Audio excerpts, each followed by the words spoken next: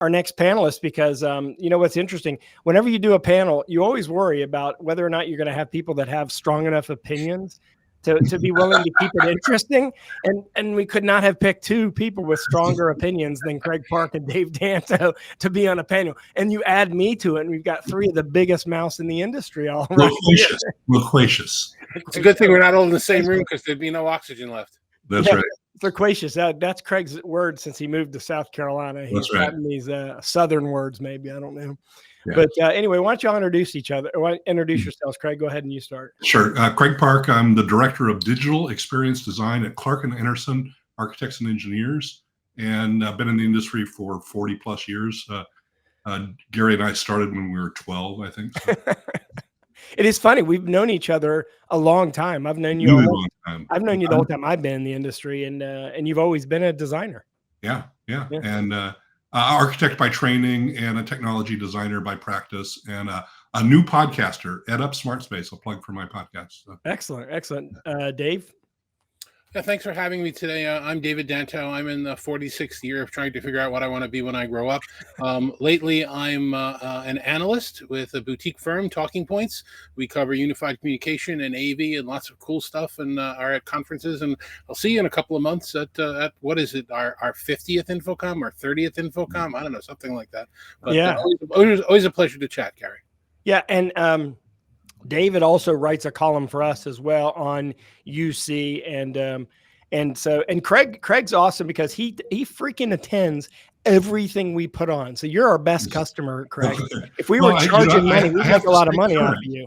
I have to say current, and you are the best place to stay current with what's going on. So we have a great team. Steph put this together, so she deserves the credit for launch week 11 and her team in the back end. I see Emily here in production, But in any case, I want to start off right away because obviously we're there's a lot going on in the industry right now, and this particular panel is supposed to be about AV and the Internet of Things and smart buildings and things like that.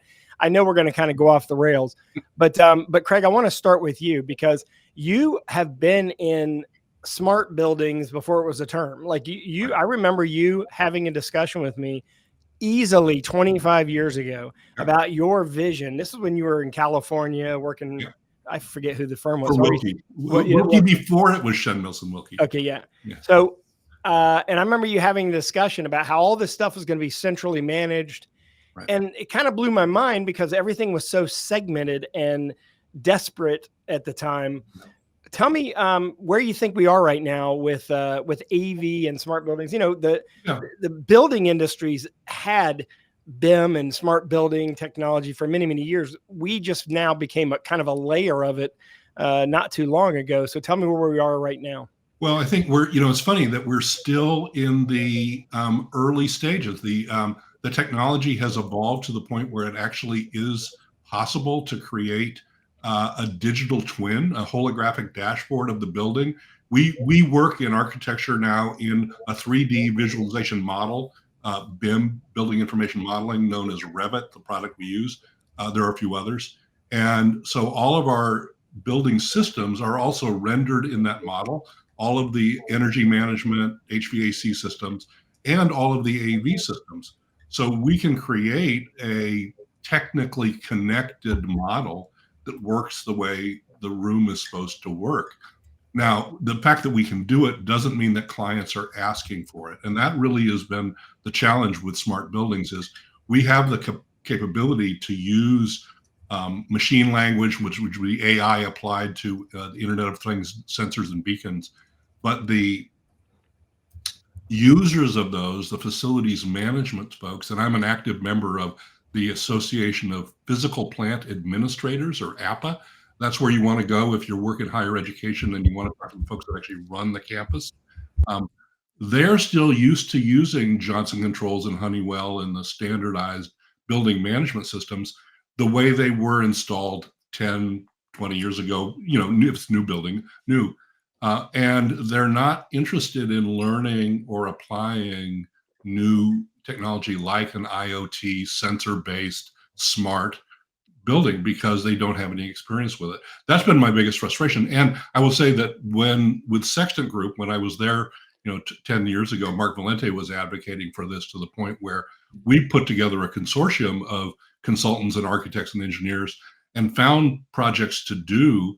We couldn't get the building owners to actually commit to the cost of implementing to their mind, a new technology. Yeah, and it seems to be right now definitely more popular in new construction than retrofits. It's just too expensive. But we do have some things that AV companies have come out with. Most recently, Dave, I love what Logitech did with Spot. I think that's a simple sort of like, hey, here's an easy way to start getting into the data part of what smart buildings can bring to you, but also connect this to the building management system that a company might be using. Dave, I want to know your opinion about that product and how well do you think that's going to be received? Is that going to be something that's going to be end user driven, or is it going to be something the integrator is going to figure out how to sell? Well, I haven't used it yet. I haven't seen it yet. I don't think it's out yet. But from a conceptual standpoint, I love the idea. If we describe ourselves not so much as AV and building or whatever people, and describe ourselves as technologists, we've been looking at technology companies as they grow and expand, taking over spaces that were traditionally silos and bringing them on board. Microsoft is a big example of that. You have Cisco and Microsoft and Zoom and some of the other platforms now starting to really encroach on scheduling systems, which used to be standalone, and building room systems, which used to be standalone. And you have some of the manufacturers of hardware now building these sensors into their devices, so they're not standalone either. Logitech Spot, in your example, is a device which is a standalone sensor, but it's a standalone device that was never made by Logitech anymore. Now they're encroaching onto this space about who's in the room and how many people are really there and what's the information. So as these spaces sort of converge and come together, and I don't know, it's more like an amoeba than it is a smasher. Everybody's just kind of flowing in the same direction. You're going to start to see things that weren't possible before, and that's one of the cool things. We had talked about this multiple times before, that when a room is booked, it's not available. When it's not booked, it is available, and that's been very binary and very incorrect. Now we know, is there anybody actually in the room, whether it was booked or not? Is it available? Is it in use? And that's where we're going to start to see some of these systems blend together. Spot's a perfect example of giving that information to somebody from a small, a huddle room or a small meeting space. I feel like that's the way to go, Craig, is to sort of ease everyone into it. And it'll sort of like, in a way, alert the building management companies, building owners, what we are capable of doing. And if integrators are smart about it, it'll create a revenue stream. Exactly. Yeah, I know that, you think back maybe a decade ago, both Crestron and AMX had lines that they were showing at InfoComm. AMX was RMS. Crestron's had a name that's preceded IXO Cloud, that had dashboards to show how rooms were working anywhere within a building, anywhere within a campus, anywhere within the whole enterprise. And so they saw the potential. Again, we found the challenge was getting the other side of the backnet connected building systems to want to talk to AV. Right. However, what I think now is happening is they're seeing the opportunity too. So I think I would not be surprised to see Johnson Controls or Honeywell or Trane show up at InfoComm with smart building systems connected to one of the AV control platforms as an example of what could be. Well, I think the writing is on the wall with the QSC acquisition, right? I mean, let's talk about that for a moment, because Acuity bought QSC and they're a smart building company. They also own other companies. They own a lighting company, a couple lighting companies actually. So they've already kind of been on the fringe of AV, because what building doesn't have lighting, right? I mean, and even outdoor lighting, management, parking lot lighting, but also security lighting. They also own security systems company.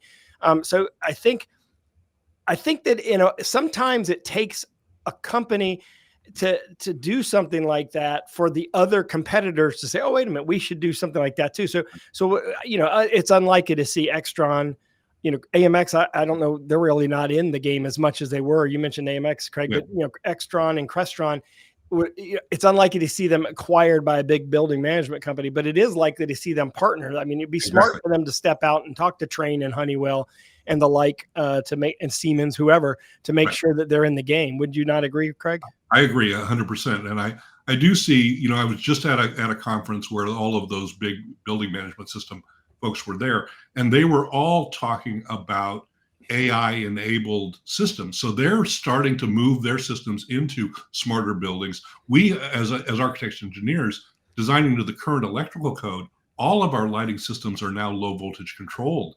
And all of the power receptacles in the rooms have to have some level of switched control so that the building can turn them off when they're not being used.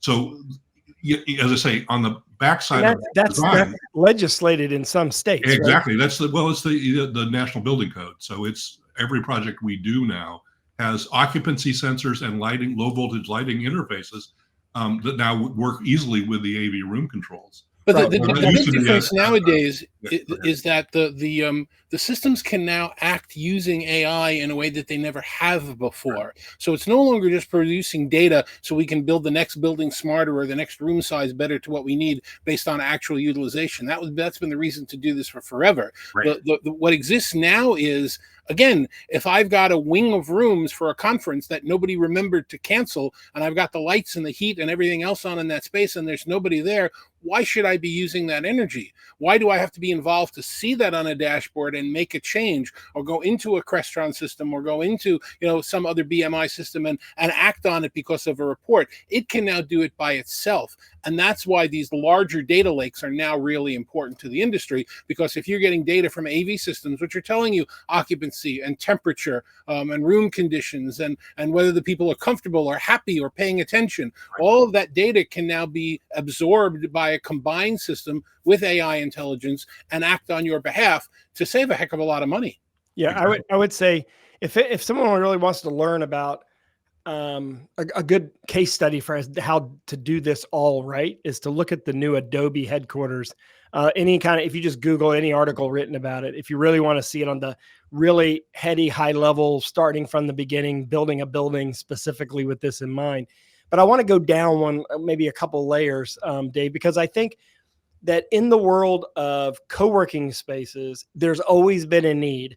And that's kind of what the space room management systems really shined in those cases. But those were few and far between until COVID hit. Now we have companies flipping into hybrid mode where some people have desks, most people don't have permanent desks. So most employees, when they do come in, they're hot desking. And hot desking is no longer relegated to co-working spaces. It's now like every company is setting up hot desking spaces. Hotels are setting up. And that thing, Dave, the only way to make that affordable has to be automated. And then AI can really not only automate that, but also can say, you're not booking it from 9 to 5.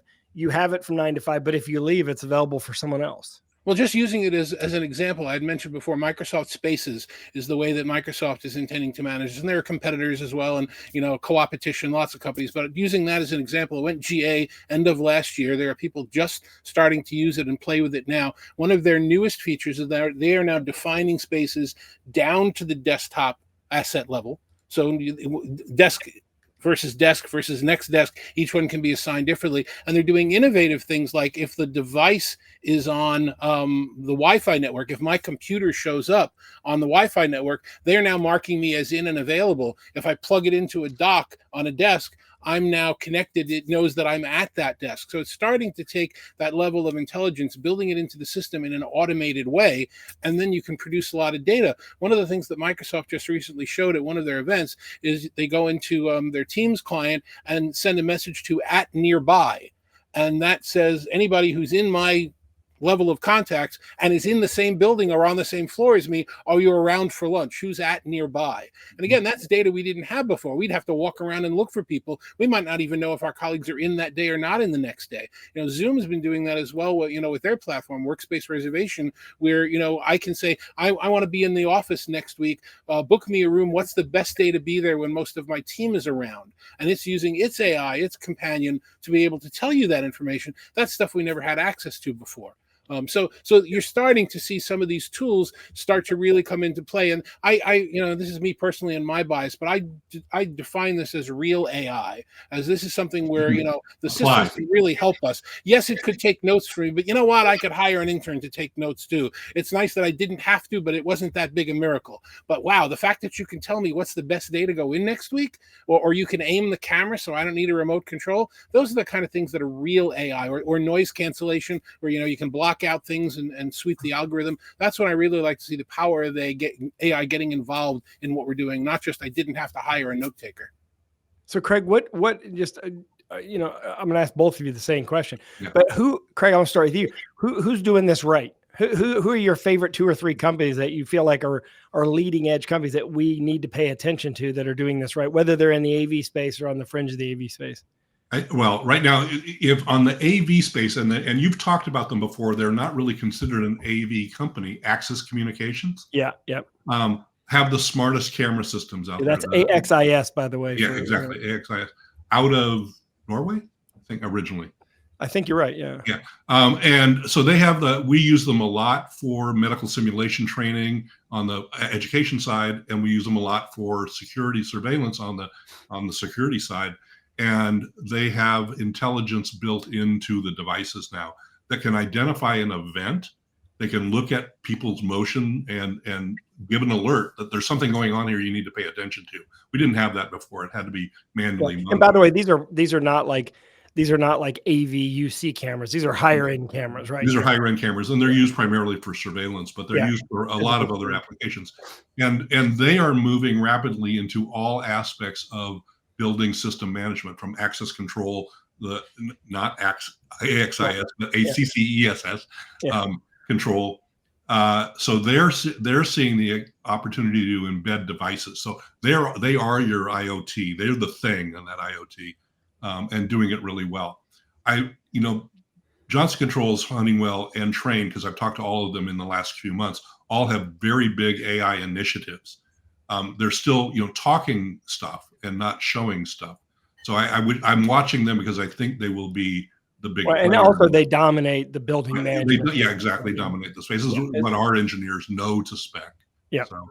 Yeah, but there are lots of other, innovative small players out there that I think we should watch. And I wouldn't be surprised to see, as you said, Acuity take QSys down that road of becoming a dashboard. Yeah, that's what I think they bought them for, is their software. Obviously, is what I really think they want. Dave, what about you? Who do you think's doing it right? I'll point out to you guys, without revealing anything that I either know or don't know, that, QSys has their Activate event coming up middle of the next month, which is going to be their big next level launch, that they've been talking about. They're advertising it on LinkedIn and a few other places. So that would definitely be an event I would tune into, because it's going to be their first Activate since Acuity bought them. Their first Activate since Joe Pham decided, to retire, leave the firm, and it's going to have their next level of vision.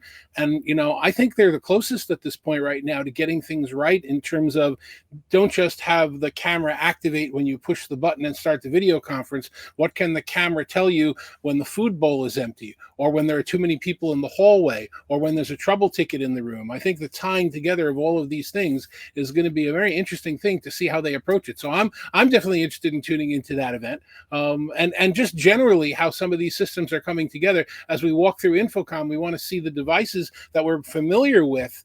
What are the new things that they're doing that they never thought of doing before? Like again, neat video conferencing devices are going to tell you the CO2 in the room and the temperature in the room, and there'll be an occupancy sensor even when you're not in a call. So you don't need to put occupancy sensors into rooms that have video cameras. And frankly, what room should you have nowadays that don't have video cameras? So the how these things come together is what I would keep most of my eyes on right now, especially some of the innovators and early adopters in the space. I think some of these occupancy sensors do a lot more than occupancy sensing, though. They're doing a lot of environmental management and sensing as well. And I think there is great value in that, especially some states and city ordinance are now requiring that you meet certain environmental standards, complete countries in Europe. That's a much bigger deal than is in US at this point. I agree with you, except when was the last time you bought a standalone GPS? I don't agree with that. I mean, so, it's an interesting point. and we can both agree to disagree and agree at the same time on this one. I think Don Meat, one thing that it's kind of ironic, similar point that Don's making in the chat in networking chat, where she said literally that it drives her crazy. We're talking about this because we've been talking about this for 12 years. Well, and more we're than still that, talking about 30. it. Yeah. Mhm. But Craig, the truth of the matter is, as you mentioned right off the top, even though we can do it, doesn't mean people are going to buy it, and doesn't mean they're going to pay for it until it almost is going to have to be legislated for it to really be a standard. Without, unless somebody's really green savvy, right? Well, I would say that there is a rising tide of LEED buildings that is a checklist of things you accomplish that make things more energy efficient.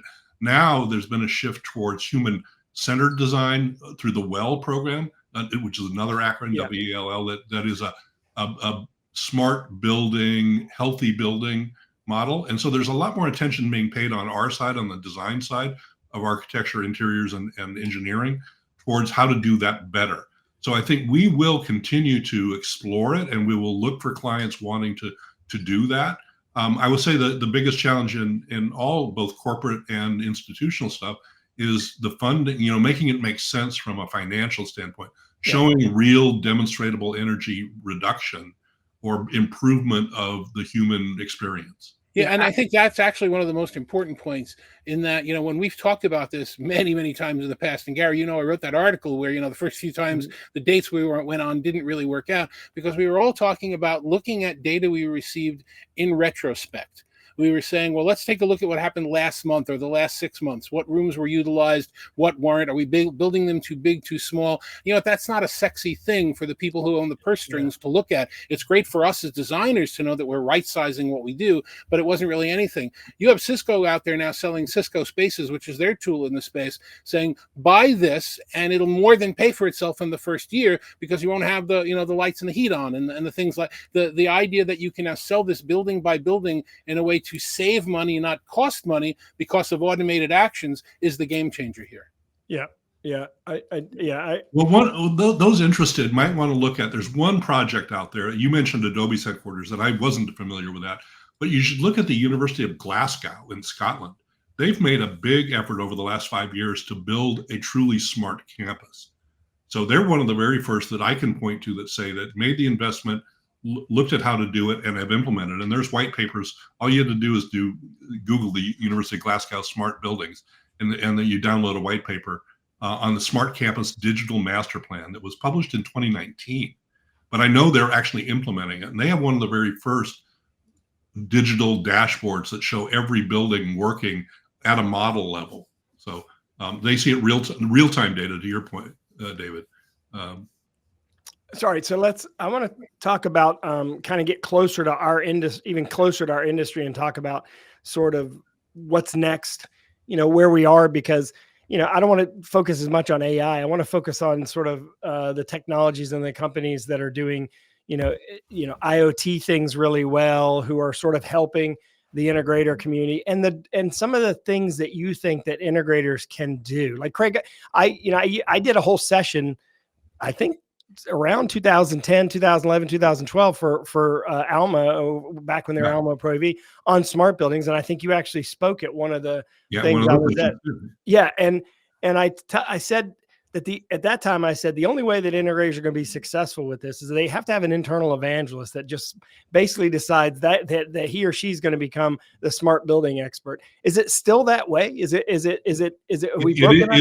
is still that way. And I think you need to find, both on the product side, the development side, to say there's a market here for that. And there are certainly, what we can do now, and David and I've had this conversation a couple of times, with smart microphones and smart cameras to make rooms work automatically for clients, is we didn't have 5 years ago, not really even 3 years ago, what we can do now. And the quality of the audio and video experience that an integrator can provide, if they don't default to a hang and bang model of how can we do this cheap and fast and get our money and go. If they really invest in thinking about how you integrate the technology into the room, and work with the architects to look at lighting and acoustics and all the things that make it work really well, and not just default to sticking stuff on the wall. Yeah, and Dave? I would point out, especially with Dawn reminding me about how many years I've been saying these kinds of things at Infocom, and again, I mean to offend no one by saying this, but we're in a shrinking industry. Not that there's less AV going on, but look at the number of system integrators there are today versus the number of system integrators there were 10 years ago, 5 years ago, 15 years ago, whatever you want to look like. So for these companies to grow and succeed, the ones that are still around have realized we need to expand our scope. We need to get good at some of these other technologies, not just displays and projectors and microphones and things like that. So, I've read 3 articles in the last 2 days about companies that were boasting about how they're going out of their comfort zone one way or another, that they're adding, fiber for broadcast is now fiber for AV, and Infocom's now a more important show than NAB was. And everybody's got content coming in, and AV integrators that are coming into the space saying, well, we're now changing our name. Our name used to be, AV, but now it's not AV anymore. Now it's the fusion of things. And, you can read all of the stuff going on, but that's what's happening. As these integrators consolidate, as there are less of them and they're bigger, they realize they're going to need to adopt knowledge and tools and people that haven't necessarily been in their core strengths before. Yeah, but and some have done a really good job. Obviously, CTI has done a phenomenal job. I think AVI Systems has done a great job there. And I think that what they've done, to Dave's credit, and what you're talking about. What's that? Forte as today. Forte. Yeah, Forte. Sorry. Is that how you pronounce it? Okay, good. I was 40 or whatever. But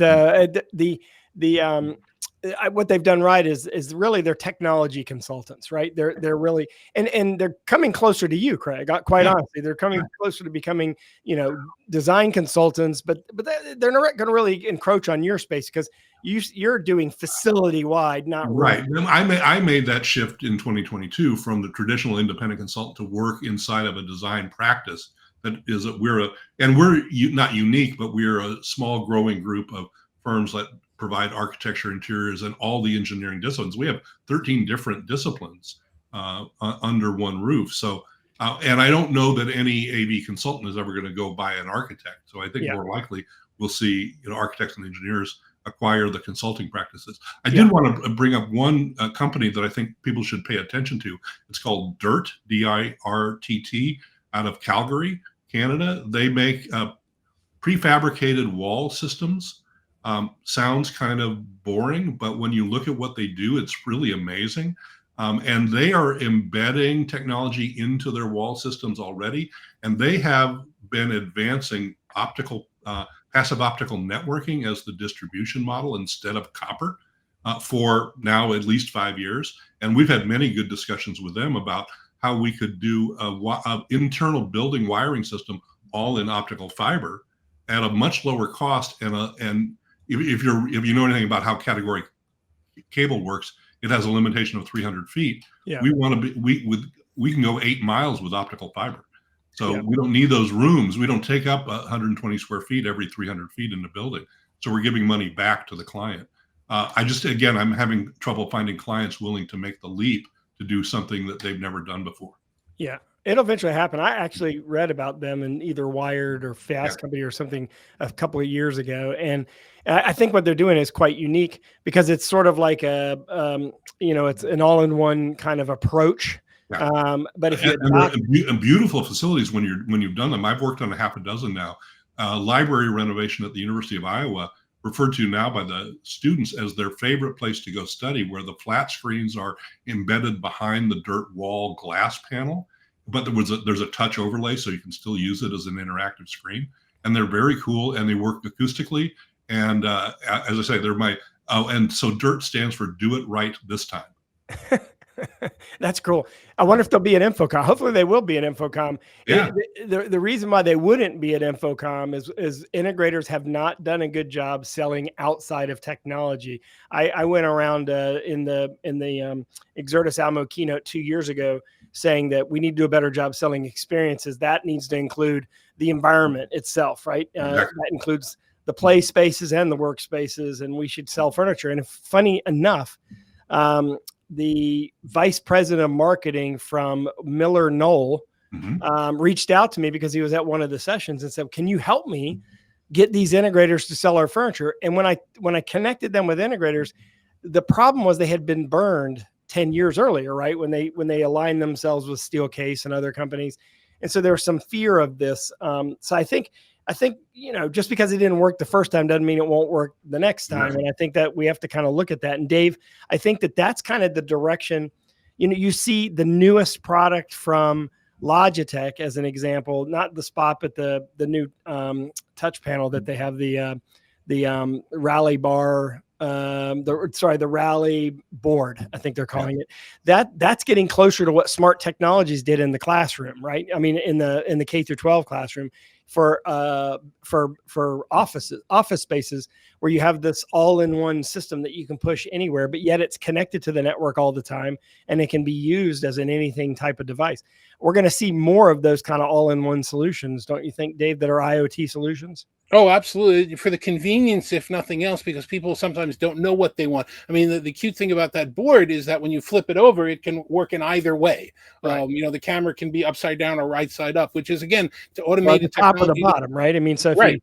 that we didn't have before. So it's interesting to see that, one thing I'll give you credit for and Steph credit for, I've seen the two of you at a lot more trade shows this year than just Infocom and ISE, because these spaces are getting bigger, and being where you are on the fringes and understanding what's going to be moving into your space gives you an edge. And that's something that I've been preaching for many, many years. I mean, yesterday, for the first time, I saw something called a Sony spatial reality display, which was on demo, where the camera's following me and changing the perspective as it goes 3D without glasses. And you know what? I don't think it's going to be in every living room, but I can think of at least 30 applications in Pro AV and point of sale retail where that's going to be an amazing thing. So there's a lot of products like that people haven't had a chance to see. My UNC class a year ago worked on a project for Sony for that spatial reality display, a marketing project for them. It is so hard to explain that product. You cannot buy that product without seeing that product. And then you have to build software for it, right? And it's not using Windows, it's using Unreal Engine to things like that, right? But then you get changes like Cisco's meeting room kits now have multiple cameras, and they've created a free software upgrade to work with Apple Vision Pro to give you spatial view. So it's these fringes that are starting to come together, that if you can close your eyes and imagine, you can see where this stuff's going. All right, so one last question for each one of you. Craig, what is your favorite AI tool that you're using every day? What AI tool are you using that is helping make you more efficient every day? I was going to say I probably used ChatGPT 4.0 the most, but over the last month I've been using Claude, Anthropomorphic's Claude, the most. I think it has the best conversational interface for what I want to do. But I've also used Gemini recently, and I launched a couple of episodes ago, I think it was episode 4 of my podcast, where I interviewed an AI using an AI voice system called Wondercraft. So you interviewed basically the AI as part of the I used the AI on Claude to create the script, and then I used Wondercraft to create my voice and the AI's voice to create the virtual interview. So the AI is interviewing an AI, basically. Right, exactly. And I'm going to reverse seats. It'll launch a week from Friday of the AI interview. Send me a link to that. I want to write about that, Craig. I think that is it'll be interviewing me. It's entertaining, if nothing else, right? Exactly. Okay. Do you give yourself a chance to talk? Yes, I do. Though the AI is pretty, when you ask it good questions about the ones you just posed, it gives you pretty credible answers. It's really about prompting. It's how you write that prompt. Of course. Yeah. And Dave, what about you? Well, I'll tell you, and I'll give all of your viewers a secret about AI. One of the things that I've done is cut down on the time it takes me to write, because I've changed my process. I'm not having AI write for me, but what I do is I grab my smartphone and I will dictate my latest article into the Notes app on my smartphone. All my ideas, all my thoughts, all my suggestions. It'll go record, not grammatically correct. It'll get some words wrong. And then I will email that to myself, drop it into an AI engine, let the AI engine clean it up, and then I'll edit the article that I just wrote. And that has cut down my process by about, 2/3. And I really enjoy using that. And the difficulty that I have personally is when the AI is getting things wrong, I argue with it. And it's a losing battle. I had a 3-hour argument yesterday, and I should have given up. You wasted a lot of time. How about you, Gary? What AI tool are you using? Well, of course, I'm an Apple fan, so I'm using the Apple Intelligence built into my, and I do keep it open all the time with my phone and just sit there and ask it questions or answer me questions. But for work, I actually use ChatGPT 4.0, and I have the Pro version, so I have a lot of features and things like that. And from at UNC, we have Copilot integrated into everything, and I've built my own agents and Copilots to do some things for me, which is nice. But I'm learning just as slow as anyone else, right? So, Gary, the best AI is when you take a recording that you did on the trade show floor that's unusable because of how noisy it is, and you run it through 9 audio algorithms, and it comes back to you as if you recorded it with a hand mic in a studio. We're working on that. But you might want to look at, Gary. You look at Praxis, Praxis AI. Okay. They're Julie Johnston. I don't know if you crossed paths with Julie. She used to be at University of Illinois. So she's there now, and she's their higher education person, and they're building agentic tools for education. Okay. Specifically for your work as a professor. So. All right, I'll take a look at it, guys. Craig, I just wrote an article that Gary and Steph will publish shortly about agentic. I'm very opposed to using that word, but you'll have to wait for them to publish it to read. Complicated word. But anyway, I appreciate you guys being here. This was a great session.